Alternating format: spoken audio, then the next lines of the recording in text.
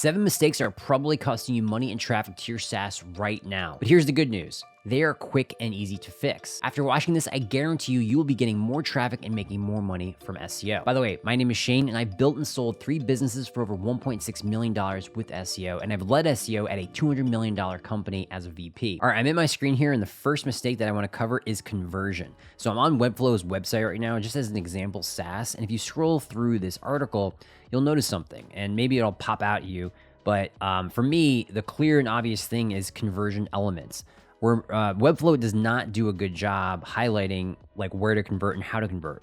That's number one. Number two is the conversion elements that they do have are not contextual. So this article is about the 11 best fonts for web design, and this call to action here is actually has nothing to do with fonts, web design. So if I'm advising Webflow on how to improve its SEO, which again, this article, it currently ranks for best web design, best fonts for web design, and it ranks quite well. But the traffic they're getting from this page, I doubt is converting. So what do? Well, I pulled up HubSpot here because I really like their execution. And in fact, there's 7 key conversion elements that I look for on every page. And I have those in my handbook here, the SaaS SEO Engine handbook, which you can get if you join my free community, which there's a link down below. You can see here there are 7 elements, and HubSpot has all 7. So the first one I see here is in the hero, there's a call to action right below the H1. And by the way, if I Google email analytics, HubSpot ranks near the top. So they're getting a lot of high quality traffic and they're converting that traffic. So this is the first CTA, and that's the hero CTA. The next one I'm looking for on all SaaS businesses is the inline CTA, which you can see right here. Usually it's a box, doesn't have to be a box, but it's something that breaks up the reader's scroll so that it jumps out and it's easy to see. So that's number 2. Number 3 is in-text CTAs. Now that you can see right here. HubSpot does a great job by putting a in-text CTA with contextual content around it. By the way, contextual is key. I mentioned that before with Webflow. They don't have a contextual CTA here. This has nothing to do with fonts. It's sort of tangentially related, but it's not contextual enough. If they wanted to improve this, again, this should say something about fonts here, something, right? There should be a tie-in. All the CTAs you see on HubSpot have that tie-in. The email download now email marketing planning template that has a lot to do with email analytics. Really great stuff here. So what's the next item? Well, if we look at pop-ups, would be the next one. All right, so I'm on HubSpot's page here, and I just opened up an incognito browser, and there's a pop-up. Now, they have a pop-up, which is great. Not all SaaS businesses do this, but what I don't like is that it's not contextual. I said this before. Every single CTA on a page should be contextualized and relevant for the target keyword on the page. I don't see HubSpot doing that. Okay, let's go back to the handbook. The next one I'm looking for is sidebar CTAs. If I scroll down, there actually are no sidebars on HubSpot's template here, but what they do have is a free planning template. This is in the sidebar space, again, contextual and clear CTA, and it jumps out and it's relevant. So I love that. The last and final one is the pre-footer CTA. So all the way at the bottom of the page, I would expect there to be some kind of CTA at the bottom or right before the footer.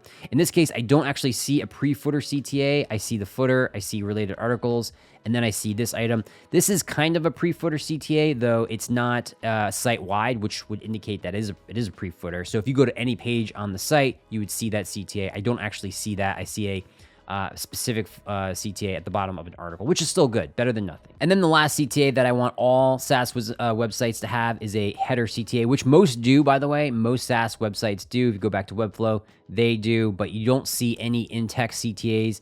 There was no pop-ups. There are no inline CTAs. And if I go all the way to the bottom, they don't. They actually do have a pre-footer CTA. I would consider this a pre-footer CTA. So that's pretty much all they have. And they have another CTA all the way. The same one you saw at the top is now at the bottom. Yeah, so not doing a great job. Definitely a lot of money left on the table for this one. The next mistake I want to talk about is attribution. And most SaaS businesses I look at lack attribution for their blog and their SEO content. Going back to Webflow, I'm really picking on Webflow here. If I actually were to engage in this, there's no way that they're attributing my click to a potential trial or sign up here. There's just nothing in here unless there's something hidden going on behind the scenes, but I can tell you there probably isn't. So if I were to sign up, there's no way Webflow would know that I came from this page and that this lead originated from Google or SEO. Going back to HubSpot, you can see that. So if I was a user and I click this CTA, there's all this data and information up here in this URL that gets passed into the CRM of HubSpot, so that if somebody's trying to do keyword research, they want to know, hey, what keywords are driving high quality leads? Well, they would check their reports to see which traffic came from which page, and they could see all of that data, because this would again all be passed into the CRM. They can run reports off of it. They can even see which CTA on the page resulted in the click, so they can then optimize their pages even better. So if I were to click another link here, this download now, if I click that, you can see that it says anchor here. If I were to go back up here and click this, it actually says author. So there is really great quality analytics being created here, and it's just allowing them to attribute SEO revenue to pages that they originated from. All right, now I'm looking at the SEO funnel. This is what I call the SEO funnel, and it's the third mistake. A lot of SaaS businesses don't understand the SEO funnel. I'm showing it to you right now. Basically, how the SEO funnel works, very similar to a marketing funnel where you have top of funnel, middle of funnel, bottom of funnel. You have an SEO funnel, which is traffic, takes, leads, sales, and then what I like to call repeat sales, getting that customer buying again. So how does this translate into helping you make more money and getting more traffic? So going back to HubSpot, I love using HubSpot as an example for SEO excellence here. You can see that if I were to click any of these links here, that would be considered a take. So obviously, if I were to Google email analytics and then see HubSpot's page, okay, now they have traffic. They have me as a user. That's traffic. That's top of funnel. That's all the way at the top here. And then the next item down the list is the click. So that's a take. That's this right here. So any click on any of these CTAs would be considered a take. So that's really important to track, because if you're trying to optimize your page, you might have a conversion problem or you might have a take problem. If we go back to Webflow over here, you can see that they probably actually have a take problem, because they're probably wondering, why are we not getting any conversions from our pages? Well, they're probably not getting a lot of takes. Nobody's actually clicking on these offers. So they really have to be tracking that before they track conversions. And again, a lot of SaaS businesses don't do that. Okay, so if I click this, I'm now on their landing page. And if I were to fill out this form, that would be considered a lead. And that would be the next item in the funnel. And then the last two items are just sales. If I were now to buy HubSpot software, I have converted. And if I were to buy it again and again and again, I've converted again and again and again. And then of course, because they're doing all this attribution we already talked about in the previous mistake, they know exactly which page I came from, so that can help inform their SEO strategy and help them understand which keywords to be targeting with future content. So the third mistake that most SaaS businesses make that I see that I work with is they don't have a scalable content production system. What you're looking at here is my production system that I've spent years, since 2016, and all the teams that I've worked with and have led. This is what works. I've tested many different versions and iterations of this. And the one thing that I really want to bring your attention to is the content brief step here. And this is actually a critical step, because what most SEO strategies look like, usually they start in Google Sheets like this. And what you're looking at here is a strategy that I put together for loops.so, which is an email marketing SaaS that specializes in SaaS email marketing software. And basically you can see all the target keywords they want to go after. And it would be really time consuming to create a brief for every single one of these keywords. And if you're not sure what a brief is, that usually looks something like this, where you have editorial guidelines, you have headers, and you have some suggestions on how to structure the article. Now, the thing that I want to bring your attention to here is that you can see this X is a variable. And what this does is it makes this template a lot more scalable, because we would use this same template for all of these keywords. Now, obviously, this template is not designed for those keywords. It's designed for how much does X cost type of keywords, which this was specifically built for tire site in the past. But what I would do is adapt that brief template for these best practices keywords that would be more relevant for Loop. Now, this is really critical to scale a content production system, because then I can train all of my writers on this specific process and this specific template. And then it just becomes easier to find new writers, because again, all of my training and SOPs is built on this process. It works really well and is really scalable. Now, the fifth mistake I want to cover is not having any organic link building assets. If you've been doing SEO for any amount of time, you know that you need links to grow your SaaS and get more visibility in Google search. Now, there's two ways to get links. Either they come to you organically inbound, or you have to promote your content and get linked to via outbound outreach. What I prefer is the links come to me. It's easier. And a lot of SaaS businesses I look at, they don't do this for their SEO strategy, which is a big mistake. If you go over here, I have a couple of examples I want to show you. Canva is one of the best examples of how to do inbound link building at scale. If you look at some of the links they have, you can see that they have a tool-based approach to just generating links on demand. Here you can see they've created AI image generator, a color wheel tool, logos, color palette generator. All of these are tools they've created that are not only great link magnets in and of themselves, they also rank for keywords like color palette generator. If I Google color palette generator, I'm gonna get Canva's website. And there we go, color palette generator, and I got Canva here. Now this is automatically gonna bring links in every single day. As people find and discover this tool, they're gonna share it, it's gonna get links. The other tactic that I really need you to understand and execute, implement in your SaaS is using data studies as a content strategy. Here you can see I pulled up Exploding Topics, which is a SaaS that basically highlights trends using Google Trends API. If you come down to their content, you can see that they clearly are going after these stats pieces, and they generate links every single day on autopilot. Again, same thing. They create this article, it ranks for smartphone usage stats, and then what happens is journalists and people doing research around these topics will automatically link to these people, and that'll build up their SEO program, and they'll grow automatically without having to do any kind of outreach.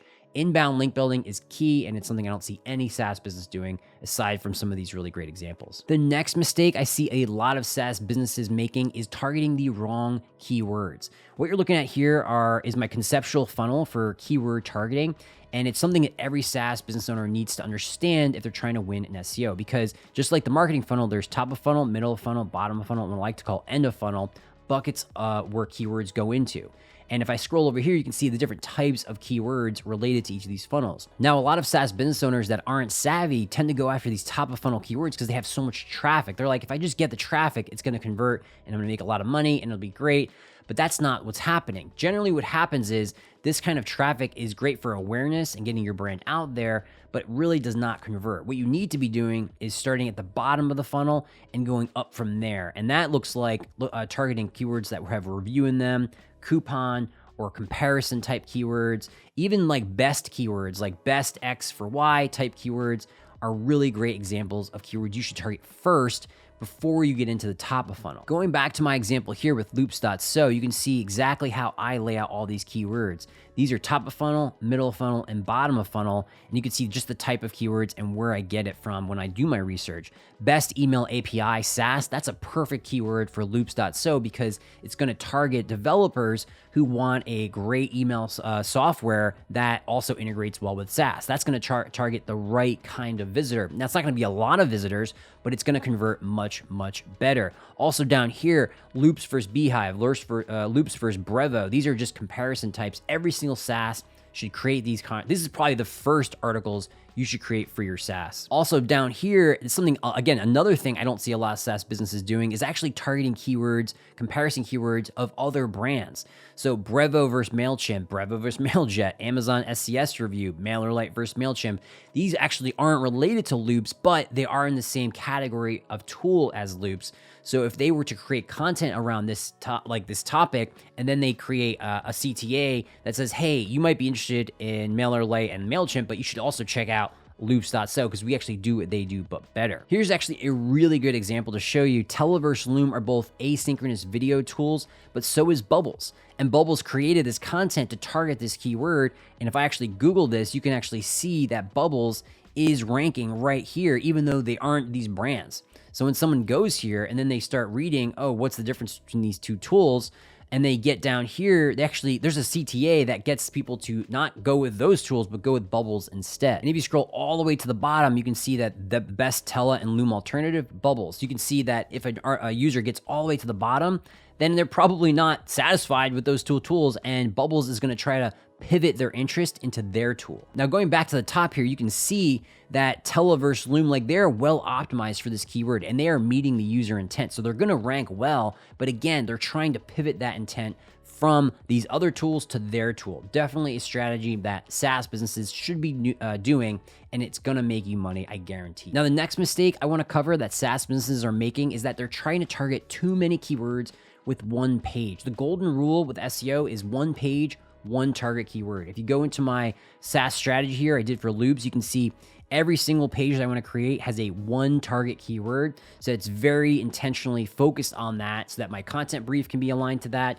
and that I can just optimize very, very intentionally around that. Now, I love HubSpot and I praise them for a lot of what they do, but this particular page actually shows this particular mistake being happening on the page. So right now they're targeting CRM examples. That's their target keyword. You can tell that because that's what's in the URL. They're the most, whatever is in the URL is usually the most intentional thing. Now, if I scroll down, you can see that they're also targeting best CRMs. So they're not only targeting CRM examples, but they're targeting best CRMs on the page.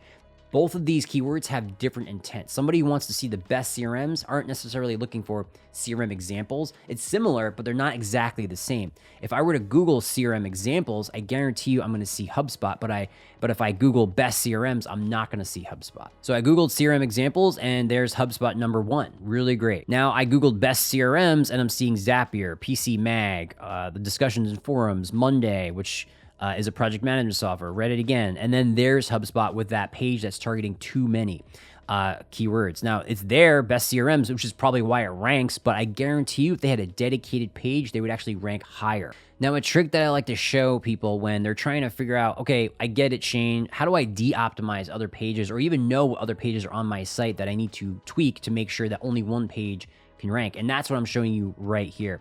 So actually do a site:/blog HubSpot.com best CRM software. You're effectively Googling within a site. And then basically Google's going to show you what the most relevant pages are for a given keyword in order.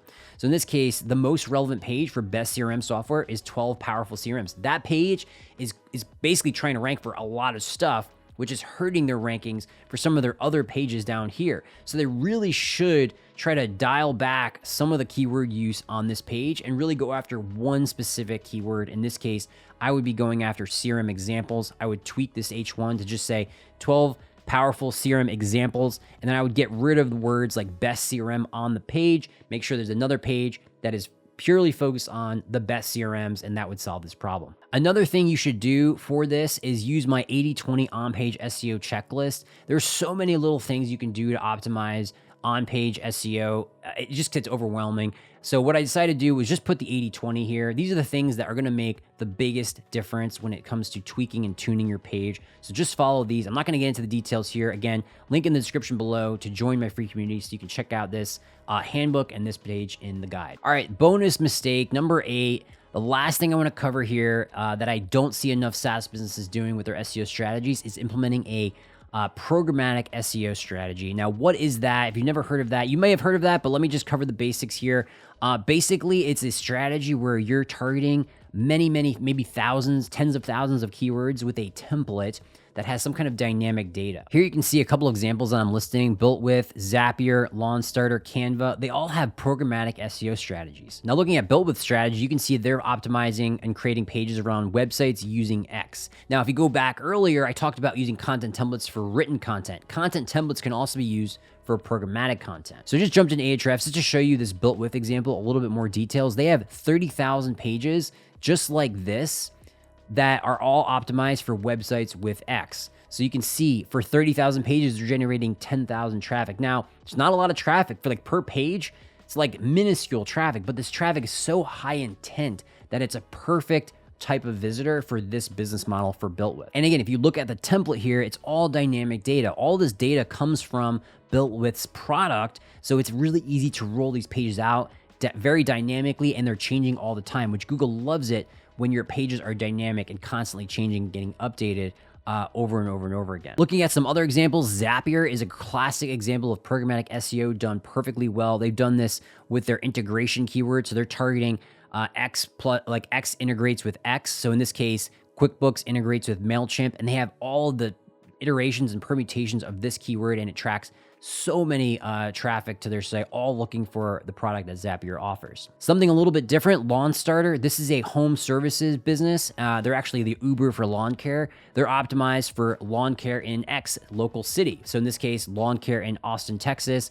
They have hundreds, thousands of these pages, all optimized for this term. And if you actually go to one of these pages, very similar to Built With, it's very dynamic. Here, I'm actually on Lawn Starter's site. You can see some of this is static, but if you keep scrolling, these images are all very hyper local and they're always updating. Coming down here, these reviews are dynamic. They change pretty much every day or every other day, or at least weekly. Recent reviews, they pipe in reviews from their product in here. So again, Google sees this. It's constantly updating, constantly changing. Google is going to love this and it's going to rank better. Jumping into Ahrefs for a second for Lawn Starter, just to really bring this home, you can see the traffic they're getting. And if you go to their top pages, you can see they have 12,000 pages. And if you actually filter by just to see only the pages that are those programmatic pages, because they also have blog articles, but you can see how many pages are all these dynamic, over almost 10,000 of them, driving 80,000 in monthly traffic. And again, a lot of pages, but not a ton of traffic, but every single one of those visitors is hyper relevant and a perfect match for the service that Lawn Starter offers. Now, the last example I have to show you, gotta leave with on the high note here, Canva.com. I love Canva. What they're doing is actually a programmatic inbound linking tool strategy. If you come in here, I know I showed them earlier, but canva.com/templates. These are, it's programmatic SEO going on here, and they're ranking for all of these terms like resume template, but these are also generating links every single month. Just like I showed you earlier, inbound without Canva having to do anything. And if you want to go even deeper with SEO strategy for your SaaS, check out my next video, which there should be a link somewhere on the page. Also, don't forget to join my free community for SaaS SEO, link in the description below. See you in there.